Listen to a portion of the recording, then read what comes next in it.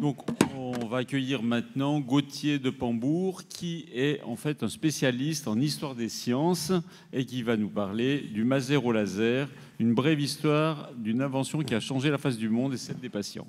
J'ai une demi-heure, comme prévu? Oui, à peu près. À peu près. 5 minutes.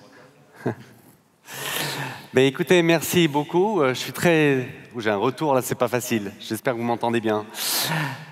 Merci aux organisateurs de m'avoir invité pour parler de l'histoire, effectivement, du maser. Alors, je suis actuellement doctorant en histoire des sciences. Je travaille sur l'histoire de l'optique quantique. Ça ne sera pas mon sujet aujourd'hui, mais peut-être qu'il y aura des questions un peu plus tard. Je travaille sous la direction d'un historien, Olivier Darrigol, et d'un physicien que vous connaissez peut-être, Alain Aspect, qui a eu le prix Nobel en 2022. Et en fait, je vais vous parler de l'histoire du laser qui est corrélée à l'histoire de l'optique quantique, et c'est pour ça que j'ai eu l'occasion de m'y intéresser. Alors, le laser fait partie de votre quotidien, mais il fait aussi partie du quotidien de tout un chacun, puisque dès que vous mettez un CD ou un DVD dans un lecteur, que vous utilisez une imprimante laser, ou que vous communiquez via des fibres optiques, eh bien, vous utilisez le laser, bien sûr. Laser qui est aussi abondamment utilisé dans l'industrie pour les soudures, pour la découpe et pour la recherche fondamentale. Je pense par exemple à l'astrophysique, puisque le laser a été un ingrédient essentiel de la découverte des ondes gravitationnelles en 2016-2017, et aussi en optique quantique, puisque pas plus loin qu'au Collège de France, à l'ENS, on fait de magnifiques expériences pour contrôler des objets quantiques individuels comme des atomes, par exemple. Donc le laser, vraiment, est devenu un objet incontournable dans des expériences d'optique quantique. Et pourtant, quand on y réfléchit, quand on prend un peu de recul, le laser, c'est quand même une source incroyablement étonnante. C'est une source de lumière qui est incroyablement monochromatique et très directionnelle. On n'a pas ça spontanément dans la nature. Et donc, c'est intéressant de se demander comment des physiciens, des ingénieurs sont parvenus à créer cette source de lumière qui fait rêver. Et alors, j'aimerais profiter de cette présentation pour tordre le cou à deux idées reçues. Et si vous repartez avec ça, ce sera déjà très bien. La première, alors c'est une idée qu'on entend fréquemment, notamment chez les physiciens, c'est que le laser serait issu d'une recherche désintéressée. Ça, ce n'est pas tout à fait vrai, je vais essayer de vous le montrer.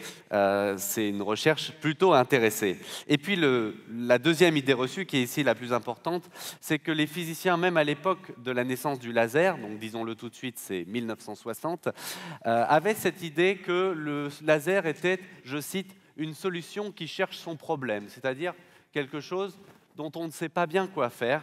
Eh bien ça, c'est vraiment un préjugé.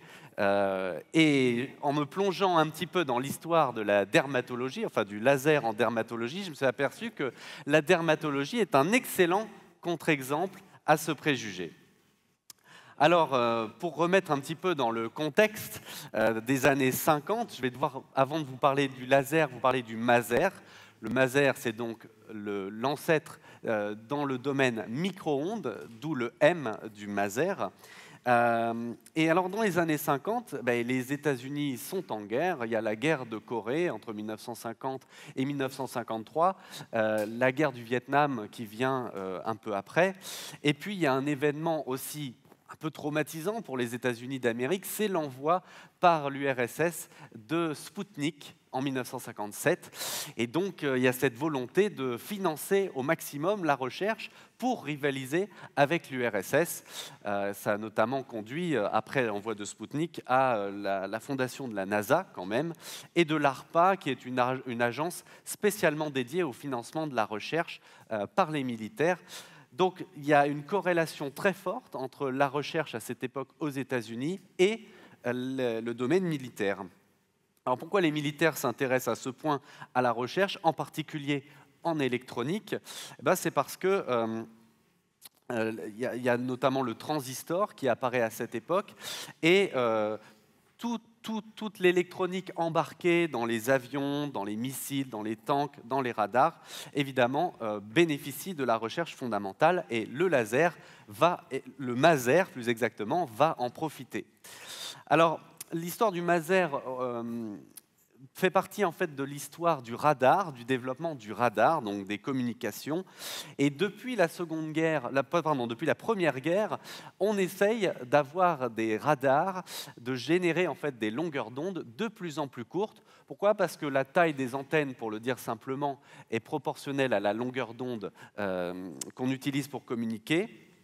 Et donc, on essaye de générer des longueurs d'onde de plus en plus courtes. Alors, on arrive à la dizaine de mètres en 1920, à plusieurs mètres en 1930, quelques centimètres à la fin des années 30, et on arrive à générer des ondes de l'ordre du centimètre pendant la Seconde Guerre mondiale. Ce qui permet donc de faire des équipements plus compacts embarqués dans les dispositifs militaires. Et alors, le problème, quand on arrive au centimètre, c'est que l'eau, les molécules d'eau de l'atmosphère absorbent les ondes et on a du mal à communiquer à longue distance. Et donc, il y a cette volonté, dans les années 50, d'aller encore plus bas en longueur d'onde. C'est le problème de la génération des ondes millimétriques ou submillimétriques. Et justement, Charles Townes, qui est l'inventeur du maser, ça, je le dis tout de suite, avec l'ONR, qui est l'Office of Naval Research, donc la Navy, fonde le comité appelé Millimeter Wave Generation, donc un comité destiné à trouver une nouvelle technique pour générer des ondes millimétriques ou submillimétriques. Le problème étant que les dispositifs utilisés jusqu'alors pour générer des ondes centimétriques, par exemple, ce qu'on appelle des klystrons ou des magnétrons, sont basés sur le principe, on accélère des électrons dans une cavité et ça émet du rayonnement, et ce rayonnement dépend de la taille de la cavité. Mais si vous commencez à chercher à faire des rayonnements de l'ordre du millimètre ou en dessous du millimètre, ça fait des cavités extrêmement petites, et puis on a des problèmes de puissance, donc c'est une technologie qui arrive à son terme. Et alors ce comité se réunit en avril 1951 à Washington. Alors là, vous le croirez ou non, mais Charles Townes raconte une anecdote selon laquelle il est allé un matin dans un parc à Washington, il s'est assis sur un banc et là, il a eu l'idée sur ce banc, comment on va faire pour générer des ondes millimétriques. Alors pour bien comprendre cette idée, je vais devoir revenir à peu près 40-50 ans en arrière pour vous parler rapidement du modèle de Bohr qui a été donc établi par Niels Bohr en 1913, modèle de l'atome. Alors aujourd'hui, on voit les électrons plus comme un nuage qui diffuse autour d'un noyau, mais disons que dans le modèle de Bohr, on a un noyau autour duquel gravitent des électrons sur des orbites avec des niveaux d'énergie bien définis. Et les électrons sont capables de sauter d'une orbite à une autre en émettant ou en absorbant de l'énergie sous forme lumineuse. Et à partir de ce modèle, Einstein, en 1916, va établir une nouvelle théorie de l'interaction entre la matière et la lumière, avec 3 processus essentiellement. Donc l'absorption, l'électron absorbe un photon, c'est un petit peu anachronique de dire photon, mais c'est pas grave. Il absorbe un grain d'énergie et hop, il est capable de monter dans une orbite d'énergie supérieure.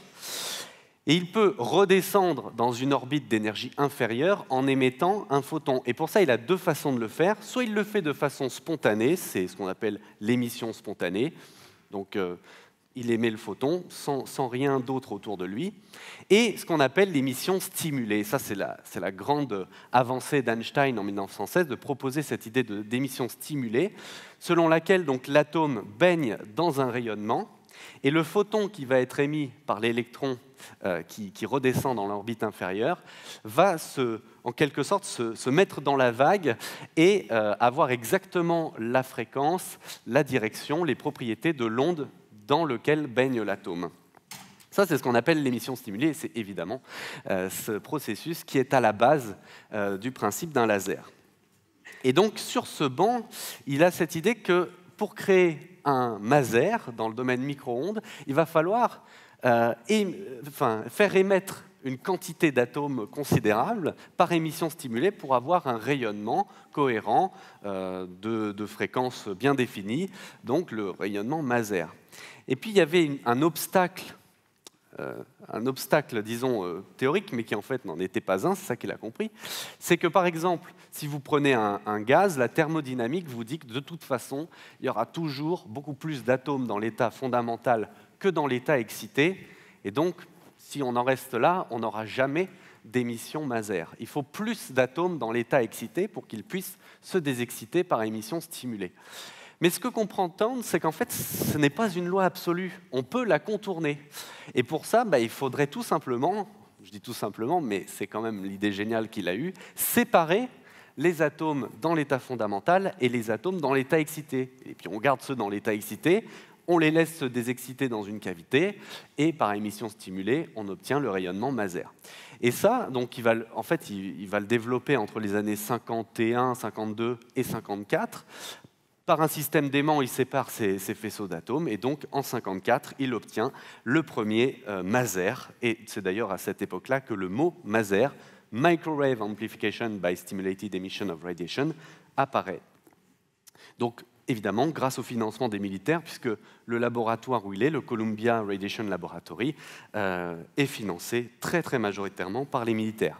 Alors, pour la petite histoire aussi, Townes va être amené plus tard, celui qui le raconte encore, à rencontrer deux immenses physiciens du XXe siècle, Niels Bohr, que j'ai déjà cité, et von Neumann, qui est un logicien qui a établi des bases mathématiques de la mécanique quantique. Et donc, il explique à ces deux personnes qu'il a créé ce Maser, et von Neumann lui dit « c'est pas possible ». Pour diverses raisons que je pourrais vous expliquer plus tard, c'est pas possible. Et il paraît que von Neumann serait revenu un quart d'heure plus tard en lui disant « en fait, c'est possible ». Et il serait arrivé la même chose à Bohr, sauf que Bohr ne serait jamais revenu. Comme quoi, peut-être, si cette anecdote est vraie, que même les plus grands esprits peuvent manquer certains progrès. Voilà. Et alors, donc là, on a le Maser, on a cette émission Maser de l'ordre du micro-ondes, mais pourquoi pas descendre encore plus bas en longueur d'onde. Et en fait, avec son futur beau-frère qui s'appelle Schollo, Townes va publier en 1958 un article dans lequel il donne la théorie de comment pourrait fonctionner un Maser optique. Donc je mets des guillemets, c'est une expression qui va être utilisée jusqu'au début des années 60. Évidemment, le Maser optique, c'est ce qu'on appelle aujourd'hui le laser. Donc je vais passer un petit peu sur les détails techniques. Simplement, je dis qu'à partir de cet article en 1958, une course au laser va être lancée avec 5-6 labos, IBM, Hughes, Bell, etc. Et cette course va être remportée par Theodor Meymann, dont vous avez certainement entendu parler, en 1960, comme je le disais. Et lui, il a donc mis au point le premier laser, qui est un laser à rubis pulsé. Donc ça, c'est important. Et là aussi, pour l'anecdote, on considère ça aujourd'hui comme une invention marquante, et en fait, elle n'a pas été reconnue tout de suite, peut-être par le préjugé que le laser ne pourrait pas fonctionner avec du rubis. Toujours est-il que monsieur Meymann a envoyé un article au Physical Review Letters, article qui a été refusé et publié dans une version plus courte juste après par Nature. Donc comme quoi, mais pourtant l'éditeur est connu, c'est Goodsmith, comme quoi, bon voilà, il a manqué une occasion de publier un article qui est aujourd'hui évidemment celui de Nature est devenu une référence. Et puis en fait, son Maser a été reproduit dans la foulée par les Bell Labs, et c'est cette reproduction par les Bell Labs qui a confirmé rétrospectivement le fait qui a convaincu les gens que Meymann avait lui aussi obtenu un laser. Et il y a même des gens qui ont cru que c'était les laboratoires Bell qui avaient découvert le laser, alors qu'en fait c'est bien Meymann. Voilà, donc l'histoire est rétablie. Donc ça, c'est 1960. Et juste après, en 1961, apparaît le premier laser continu, cette fois, donc c'est le laser hélium-néon, par Ali Javan et ses collègues. Et alors, ce qui est intéressant, c'est qu'en fait, immédiatement, notamment toujours par l'intérêt que les militaires portent au laser, qui peuvent évidemment être utiles pour les communications optiques, pour la détection de cibles, etc. Beaucoup d'industries et de laboratoires se lancent dans les recherches sur le laser. Et donc, il y a tout de suite un foisonnement de lasers. En fait, on voit bien dans toutes les présentations qu'il y a énormément de lasers. Mais en fait, ils sont apparus très rapidement. Laser à semi-conducteur en 62, laser à argon ionisé en 64, laser néodyme aussi en 64, laser CO2 en 65, et un dernier qu'il faut mentionner, parce que c'est très important, c'est le laser à colorant accordable, en 65 aussi. Pourquoi il est important? Parce que on peut régler la fréquence que l'on souhaite obtenir dans ce type de laser, et évidemment, notamment en recherche fondamentale, notamment en optique quantique, ça a eu un rôle crucial de pouvoir fabriquer des lasers, avoir des fréquences qui correspondent exactement à des transitions atomiques auxquelles on s'intéresse. Voilà, et c'est des lasers qui ont évidemment différentes caractéristiques, pulsés continus, monomode, multimode, avec des puissances variables, etc.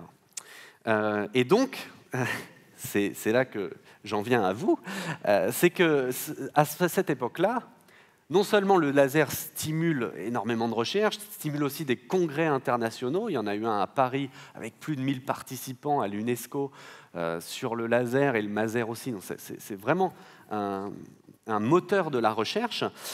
Et la dermatologie, alors vous n'êtes pas les seuls, il y a aussi l'ophtalmologie, signalons-le, a tout de suite en fait pris en main le laser pour envisager le traitement des pathologies. Et quelqu'un qui a bien compris, son nom a été cité, on peut dire que c'est un pionnier, je pense, en la matière, c'est Léon Goldman, donc, qui était chairman du département de dermatologie à l'université de Cincinnati, aux États-Unis.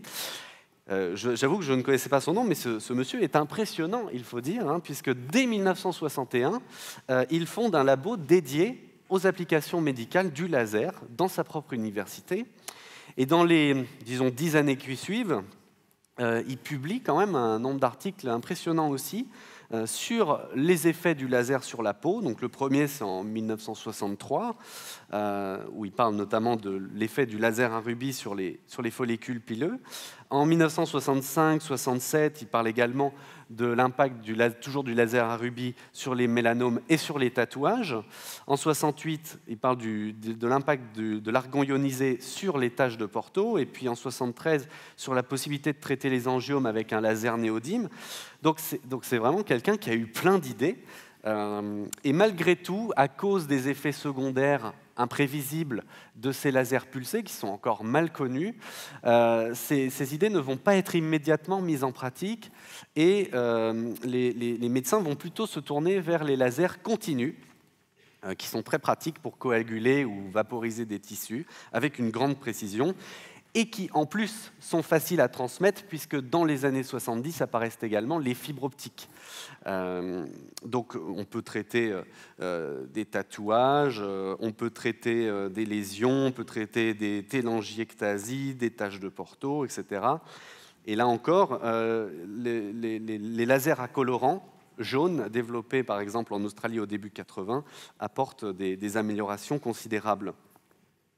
Alors néanmoins, ça je vous renverrai aux présentations précédentes, l'article de Rox Anderson et John Parrish à Harvard au début des années 80 va remettre sur le devant de la scène les lasers pulsés, avec cette fameuse théorie de la photothermolyse sélective qui permet de savoir comment contrôler la destruction d'une liaison sans affecter outre mesure les tissus environnants, avec la possibilité de déterminer de façon rationnelle les trois paramètres importants. Évidemment, la longueur d'onde du laser, donc là encore, d'où l'importance des lasers accordables qui permettent de bien cibler la fréquence que l'on veut. Le choix de la durée du pulse, donc ça c'est vraiment lié au temps de relaxation thermique dont nous avons parlé juste avant, et puis le choix de la puissance évidemment qui doit être nécessaire pour détruire le tissu ciblé. Et donc tout ça fait qu'il y a un regain d'intérêt dans les années 80-90 de ces lasers pulsés, y compris par exemple pour les tatouages.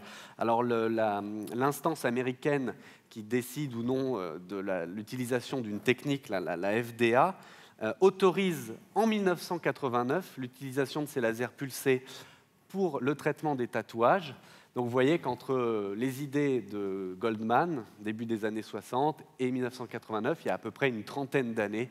Donc ça vous donne une idée du délai qu'il peut y avoir entre des idées d'ordre fondamental et la mise en pratique et l'acceptation à plus large échelle de cette méthode. Voilà, je pense que je dois être à peu près à ma demi-heure. En conclusion, je voulais simplement revenir sur les deux préjugés que je citais au début. Donc, le premier étant le fait que le laser n'est pas issu de la recherche désintéressée, comme on pourrait l'imaginer, et que l'intérêt des militaires, d'abord pour le Maser, puis évidemment pour le laser, a joué un rôle crucial. Je citerai à ce propos un historien américain qui s'appelle Paul Foreman, qui lui va même plus loin et qui dit qu'en fait, toute la recherche aux États-Unis à cette époque est complètement dominée par les militaires et qu'il n'y a même plus de frontière en fait, entre la recherche fondamentale et la recherche appliquée, que tout doit être à destination des militaires. Et puis, le deuxième préjugé, donc, c'est que tout de suite, en fait, pas uniquement en dermatologie, je parlais de l'ophtalmologie, et puis bien au-delà des applications médicales, tout de suite, des gens imaginent des applications pour le laser, donc ce n'est pas une solution qui cherche son problème. Et je conclurai en disant que la dermatologie peut s'enorgueillir quand même d'avoir accompagné le développement du laser pendant maintenant près de 60 ans. Et je trouve que c'est un exemple particulièrement intéressant dans la mesure où la dermatologie utilise tous les types de lasers possibles pour plein d'applications différentes. Voilà. Et donc ça, c'est évidemment une question historique, mais c'est aussi peut-être une question tournée vers l'avenir, puisque la dermatologie va continuer, je l'espère, de participer au progrès du laser. Et pour le savoir, moi, je ne vois qu'une seule solution, c'est de revenir aux prochaines journées parisiennes du laser. Merci beaucoup.